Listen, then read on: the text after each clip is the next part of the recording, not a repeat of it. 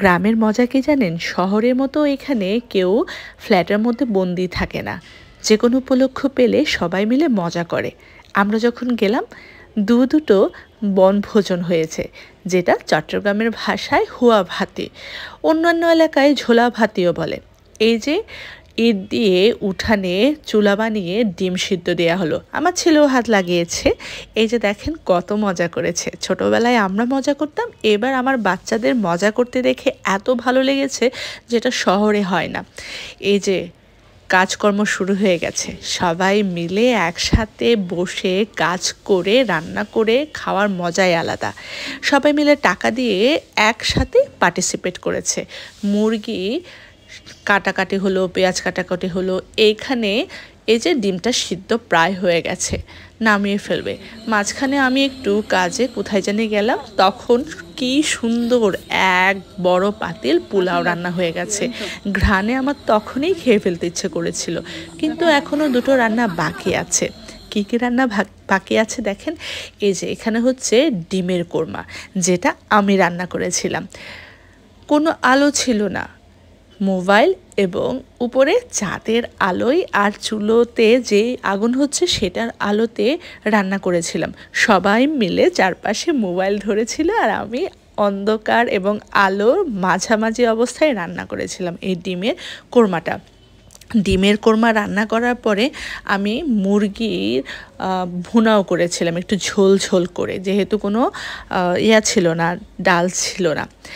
এই বনভোজন বা হুয়াবাতিতে বাচ্চারা খুব মজা করেছে। বাচ্চারা এই যে দেখেন চেয়ার খেলা চলছিল, মিউজিক চেয়ার।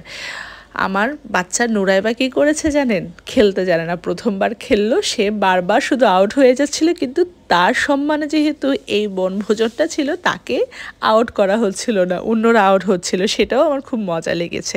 এসব করতে করতে রান্নাবান্না প্রায় শেষ। এই যে দেখেন রান্নাবান্না হয়ে গেছে, এবার খাবারের পালা।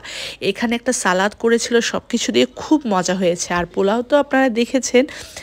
আর মুরগি ভুনাটা করার সময় ভিডিও হয়েছে, ভিডিও কোয়ালিটি ভালো না হওয়াতে আমি সেটা করে নিয়ে, যে দেখেন কালারটা কত সুন্দর হয়েছে। আমার রান্না বলে কথা না, আমি অন্য সময় যতটা ভালো রান্না করি, ওই দিন তেমন ভালো রান্না করতে পারিনি কেন জানি, অন্ধকার এবং মাটির চুলার কারণে হয়তো। এই যে ভাত ভাড়া শুরু হয়ে গেছে। এই যে একটা প্লেটে সবাই মিলে মজা করে সব কিছু নিয়ে খাওয়ার মজাটাই আলাদা। পোলাও নেওয়া হলো, এরপর হচ্ছে মুরগির মাংস। মুরগি একটু ঝোল ঝোল করে, যেহেতু ডাল করা হয়নি বললাম আগে। এই যে ডিমের কোরমা, ডিমের কোরমাটা একটু বেশি ভালো হয়েছে। আর হচ্ছে সালাদ। সবাই মিলে অন্ধকারে লাইট জ্বালিয়ে রাতের বেলা উঠোনের মধ্যে একসাথে খাওয়ার মজাই আলাদা। এই যে বাচ্চাদের জন্য বেড়ে নেওয়া হলো, এখন সব বাচ্চারা খেতে বসবে। প্লেটে প্লেটে নিয়ে সবাই মিলে যখন খাচ্ছিল, তখন এত ভালো লাগছিল, নিজের ছোটোবেলার কথা মনে পড়লো।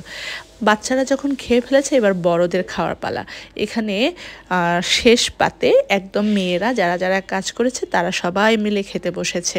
খুব মজা হয়েছে আসলে ওই দিন পিকনিকটা। আরও একটা পিকনিক আছে, সেটা তো অনেক মজা হয়েছে। এখানে কিন্তু মেয়েরা রান্না করেছে, ওটাতে ছেলেরা রান্না করেছে। আরেকটা ব্লগে সেই বনভোজন বা হুয়াবাতিরও ভিডিও ব্লগ নিয়ে আসবো। ততদিন পর্যন্ত ভালো থাকুন, আল্লাহ হাফেজ।